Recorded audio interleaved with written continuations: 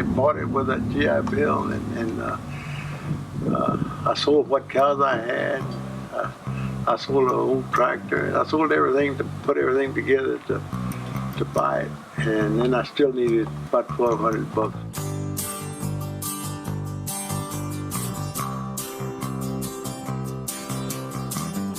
Brígido Marmolejo Jr. I was born in Yorktown in DeWitt County, Texas, in 1934.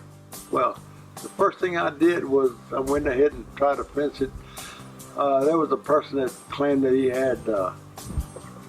had leased, and then I asked for the lease agreement.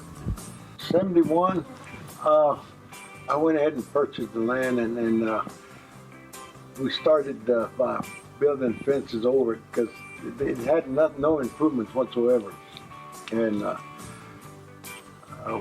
once we got the person that had it, supposedly had it leased, not all the owners, there were 7 brothers and sisters that were assigned 125 acres apiece. And then I bought some other land adjacent to me that made it, extended the ranch to about 150 acres.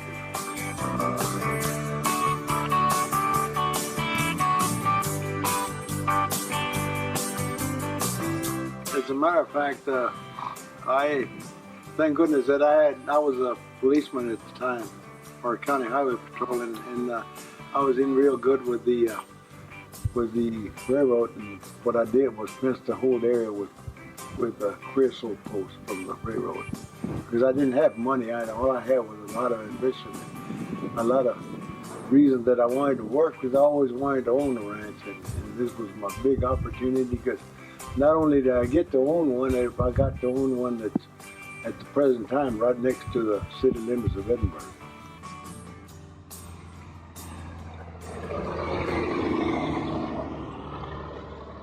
Turned down the shed and then built a bigger one. And since then, we've built a much bigger one, and it got to the point right now that my wife and I are, of course, retired, and so we decided to give up the property, to divide it into 3 sections and give each daughter a section of the land. That's it, but lo que se amara Dios.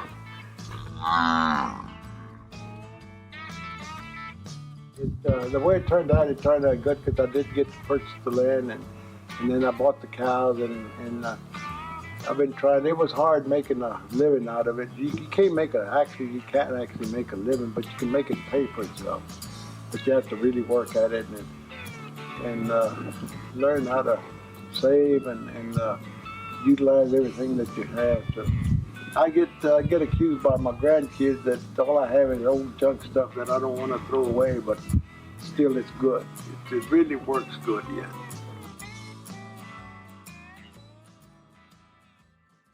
It was, he inherited the cemetery. So when the lines were drawn and everything was surveyed, the cemetery ended on our property. So it was mostly for the people that worked here years ago, when they farm a lot of cotton and things like that. And so most of the people that are buried there are people that used to work here when the ranch was a lot bigger.